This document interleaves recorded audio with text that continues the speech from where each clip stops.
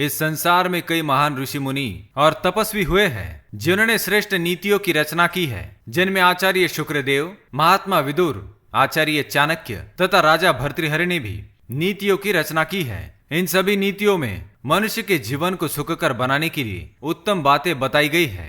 सभी नीतियों में मूर्ख पुरुषों के लक्षण भी बताए गए हैं। किस प्रकार एक मूर्ख पुरुष स्त्री लंपट होता है, किस प्रकार वह अपनी मूर्खतापूर्ण आचरण से संसार में बार बार अपमानित होता है और कभी उन्नति नहीं कर पाता। मूर्ख पुरुष भले ही स्वयं को ज्ञानी तथा उत्तम समझता होगा, लेकिन संसार उसे एक नीच मनुष्य ही समझता है और उसका कोई भी सम्मान नहीं करता। आज के इस वीडियो में हम आपको एक ऐसे पुरुष के बारे में बताएंगे जो मूर्ख से भी बड़ा मूर्ख, नीच से भी बड़ा नीच होता है। ऐसा लक्षण अगर किसी पुरुष में दिखाई दे तो उसे तुरंत ही अपने दुर्गुणों का त्याग कर देना चाहिए। किंतु सभी महान नीतिकारों ने यह भी कहा है कि ऐसा पुरुष स्वयं अपनी मूर्खता का कभी स्वीकार नहीं करेगा, चाहे उसे लाख समझाया जाए तब भी वह अपने मन की ही करेगा। इसी कारण इन्हें समझाना भी व्यर्थ है। परंतु एक बुद्धिमान पुरुष को इन नीतियों को अवश्य ध्यान से सुनना चाहिए ताकि वह कभी भूलवश भी ऐसा मूर्खतापूर्ण व्यवहार ना करे। तो आइए आपको बताते हैं नीतियों में बताए गए एक महामूर्ख व्यक्ति के लक्षण। अज्ञः सुखमाराध्यः सुखतरमाराध्यते विशेषज्ञः ज्ञानल वधुर विदग्धम ब्रह्मापीतम नरम नरंजयति। नीति शतक के श्लोक में कहा गया है कि एक मूर्ख तथा अज्ञानी पुरुष को कई तरह के प्रयास करके उसे समझाया जा सकता है। एक ज्ञानी पुरुष को थोड़े से ही प्रयास से समझाया जा सकता है, लेकिन अल्प ज्ञानी को समझाना व्यर्थ है। उसे तो ब्रह्मा भी समझाने में असमर्थ है। अर्थात अगर कोई पुरुष अर्ध ज्ञान प्राप्त किया हुआ है तो उसके सामने मस्तक फोड़ के भी समझाया जाए तो वह अपनी ही बात को सत्य कहेगा। उसे समझाना असंभव है, इसलिए वह मूर्ख से भी बड़ा मूर्ख है। उससे दूर चले जाना ही उत्तम है।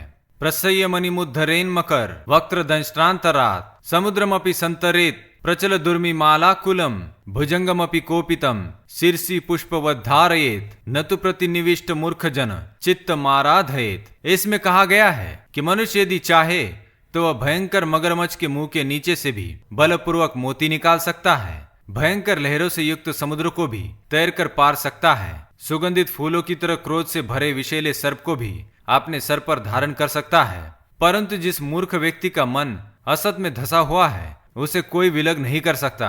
अर्थात अगर कोई मूर्ख पुरुष किसी बात को अथवा किसी स्त्री को अपने मन में बसा लेता है तो उसे समझाया नहीं जा सकता। इस प्रकार नीति शतकम में एक मूर्ख व्यक्ति के दुर्गुणों का वर्णन किया है, लेकिन यह भी बताया गया है कि अगर कोई मूर्ख मनुष्य सम्मान पाना चाहता है तो उसे कौन से कार्य करने चाहिए। आइए आपको बताते हैं कि एक मूर्ख व्यक्ति किस प्रकार सम्मान प्राप्त कर सकता है।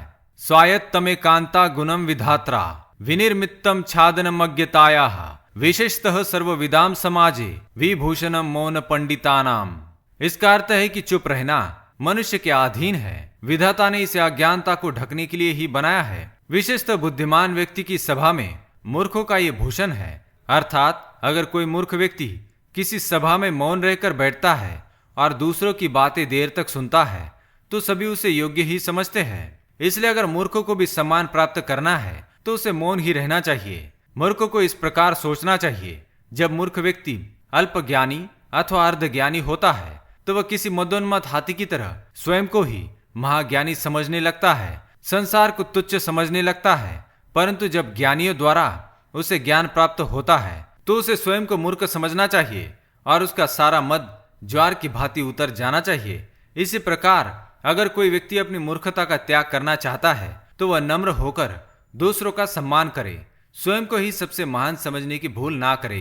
तो दोस्तों, इस प्रकार एक मूर्ख व्यक्ति का वर्णन नीतियों में मिलता है। यह नीति आपको कैसी लगी हमें कमेंट में अवश्य बताएं। धन्यवाद।